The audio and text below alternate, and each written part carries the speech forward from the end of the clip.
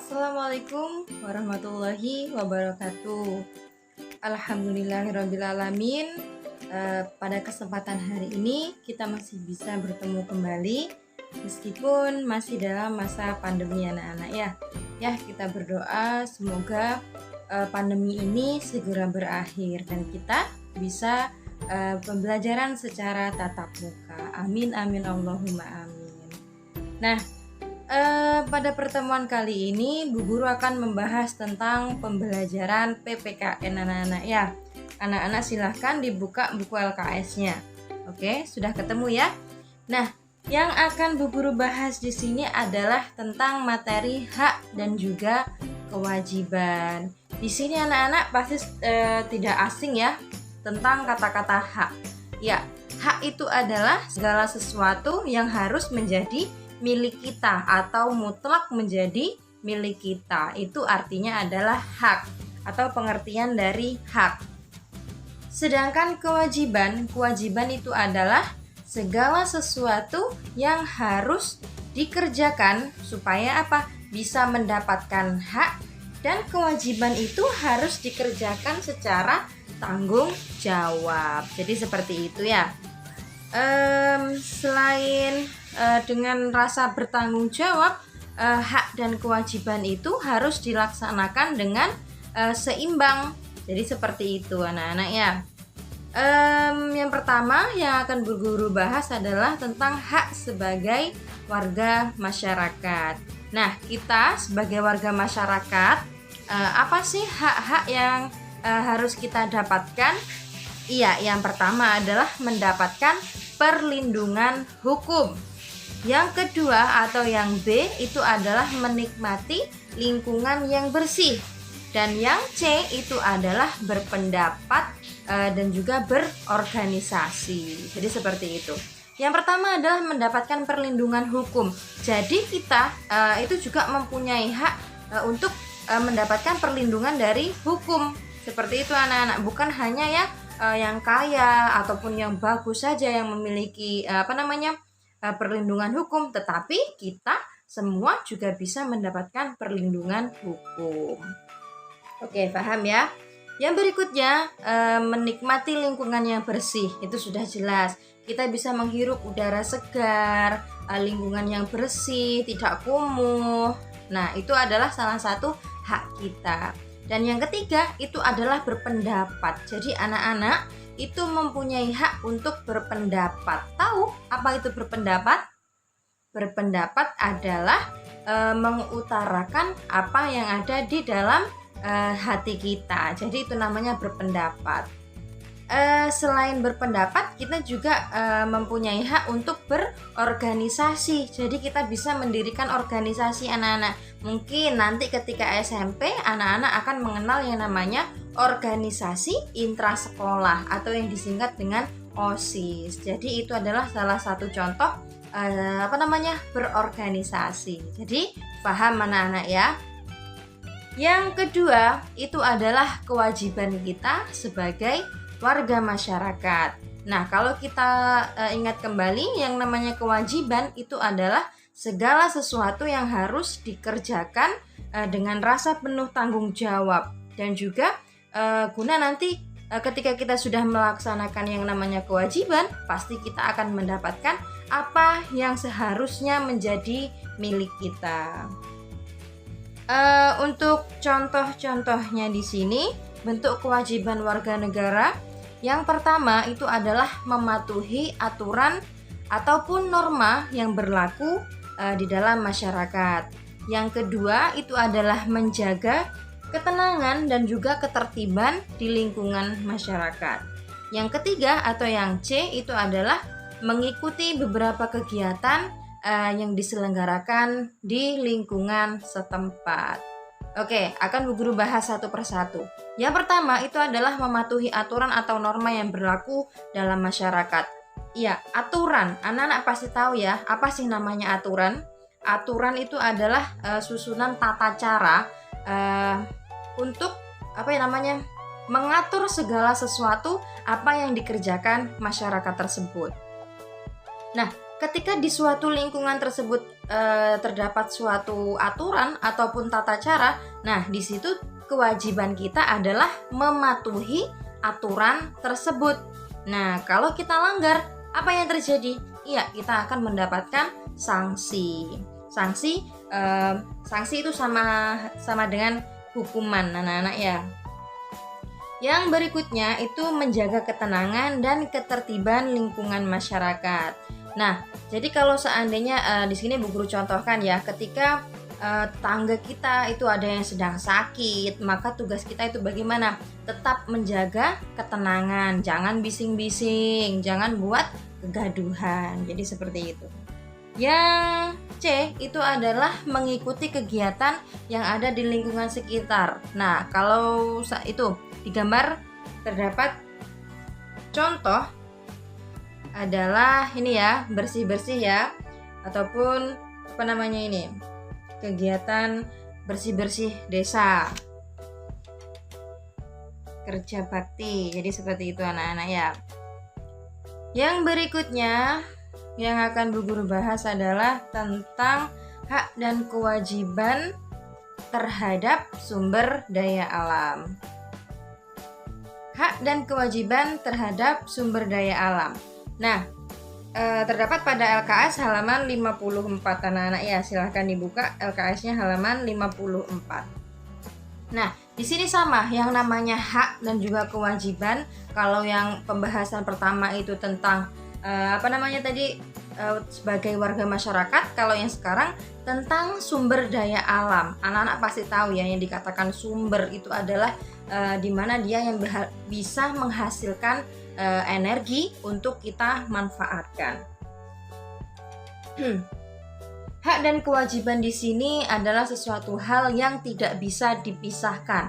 Jadi untuk pelaksanaannya di sini harus seimbang dan juga bijaksana.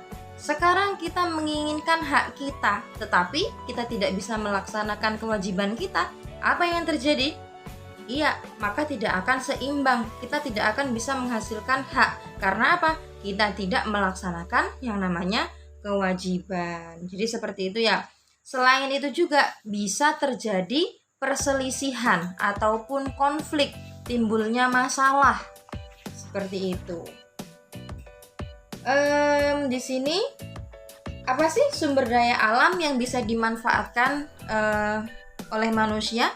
Yang pertama antara lain bisa sinar matahari, bisa kita manfaatkan untuk menjemur pakaian dan lain sebagainya.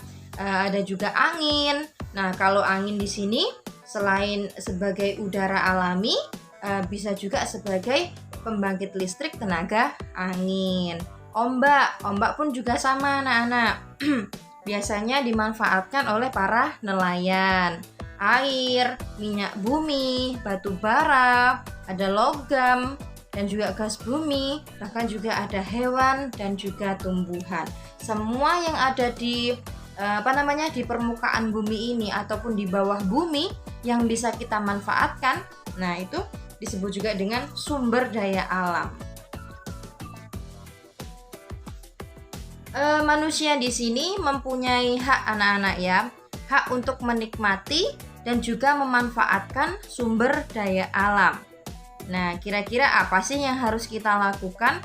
Hak kita terhadap sumber daya alam dan juga kewajiban kita, kira-kira apa?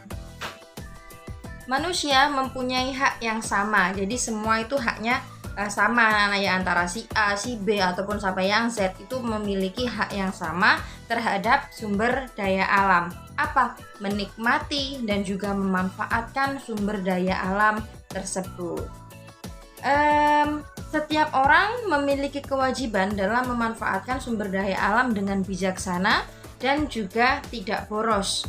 Kenapa? Ya karena ada beberapa sumber daya alam yang tidak bisa diperbarui. Dari situlah kita harus memikirkan bagaimana dampaknya apabila kita gunakan secara terus-menerus ataupun kita gunakan dengan boros.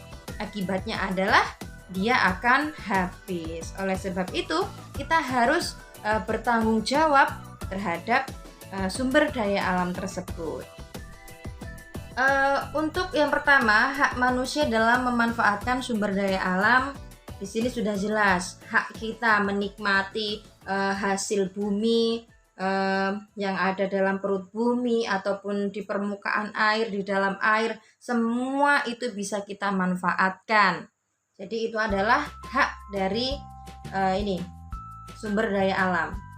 Yang kedua adalah kewajibannya. Kalau yang pertama tadi kita sudah menikmati hasil alam, sekarang yang harus kita pikirkan adalah yang kita lakukan juga adalah kewajiban kita. Apa sih yang harus kita lakukan? Di sini perlu anak-anak ini ingat lagi ya, bahwasanya apabila kita tidak memanfaatkan sumber daya alam dengan baik ataupun dengan tidak bijaksana, maka alam pun juga akan membalas sesuai dengan apa yang kita kerjakan. Contohnya, contoh kecil, ketika kita membuang sampah sembarangan di aliran sungai contohnya, apa yang terjadi? Lama-kelamaan bisa menyebabkan banjir. Nah, itu juga salah satu ini hukum timbal balik manusia dengan alam ataupun alam dengan manusia. Kalau sekarang kita menjaga alam dengan baik, kita tanam kembali atau disebut dengan reboisasi, maka alam juga akan memberikan manfaatnya kepada kita. Jadi seperti itu. Jika kita sekarang melestarikan sumber daya alam, maka kita bisa menghemat sumber daya alam tersebut untuk masa sekarang. Dan penghematan sumber daya alam tersebut bisa untuk ini sebagai cadangan di masa mendatang. Jadi seperti itu anak-anak ya. Yang terakhir ada pada LKS halaman 63. Pada LKS halaman 63 di sini hak dan kewajiban kita berada di lingkungan rumah ataupun berada di lingkungan sekolah. Nah, yang pertama yang akan Bu Guru bahas adalah di lingkungan rumah terlebih dahulu ya, karena anak-anak paling banyak melakukan kegiatan itu di rumah bersama keluarga. Selain di rumah juga di sekolah. Jadi seperti itu. Sebagai anggota keluarga, di sini kalian juga memiliki yang namanya hak dan juga kewajiban. Seperti mendapatkan makanan, mendapatkan kasih sayang, mendapatkan tempat tinggal, ataupun mendapatkan makan, minum, dan lain sebagainya. Itu adalah beberapa contoh hak kita ketika kita berada di lingkungan rumah. Jadi itu adalah beberapa hak yang harus kita dapatkan ya. Kita dapatkan dari mana? Iya, dari orang tua kita. Yang berikutnya, salah satu contoh kewajiban kita. Yang pertama adalah menjaga kebersihan rumah, membantu ibu. Mungkin bisa dengan ketika ibu sedang memasak, kita bisa membantunya untuk bisa mengupas bawang ataupun pokoknya seperti itu dah ya. Setidaknya bisa meringankan sedikit pekerjaan orang tua. Di sini ada beberapa tugas seperti tugas seorang ayah. Hak dan kewajiban seorang ayah itu berbeda dengan hak dan juga kewajiban anak atau kita. Jadi kalau ayah mempunyai kewajiban untuk mencari nafkah untuk keluarganya. Dan hak seorang ayah adalah dihormati oleh anggota keluarganya. Jadi itu adalah haknya seorang ayah anak-anak ya. Jadi kewajiban anak-anak selain membantu pekerjaan orang tua, menjaga kebersihan, anak-anak juga harus hormat dan juga patuh terhadap orang tua. Jadi seperti itu.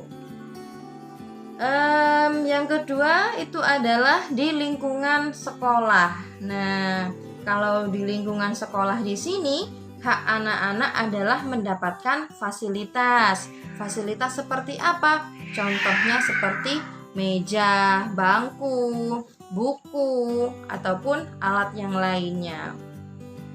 Yang berikutnya, hak anak-anak adalah mendapatkan penilaian dari hasil yang sudah anak-anak kerjakan. Selain itu, anak-anak juga berhak mendapatkan perlindungan pada saat jam pembelajaran atau pada saat anak-anak itu berada di sekolah, maka anak-anak mendapatkan hak perlindungan. Yang berikutnya adalah contoh kewajibannya. Kewajibannya anak-anak di sekolah antara lain, yang pertama, mentaati peraturan yang ada di sekolah, membayar iuran, piket, dan apalagi ya, ataupun menjaga supaya fasilitas yang ada di sekolah tersebut bisa tetap baik. Nah, berhubung sekarang masih masa pandemi anak-anak ya, kita berdoa semoga bulan depan ataupun secepat mungkin kita bisa melakukan tatap muka. Nah, di sini Bu Guru rasa sudah cukup materi yang Bu Guru sampaikan. Apabila ada beberapa materi yang mungkin kurang jelas ataupun belum paham, anak-anak nanti bisa ditanyakan kepada Bu Guru ya. Sebelumnya Bu Guru mohon maaf apabila ada perkataan ataupun tingkah laku Bu Guru yang salah, baik itu disengaja ataupun tidak disengaja, harap dimaklumi. Akhirul kalam, wabillahi taufiq wal hidayah. Wassalamualaikum warahmatullahi wabarakatuh.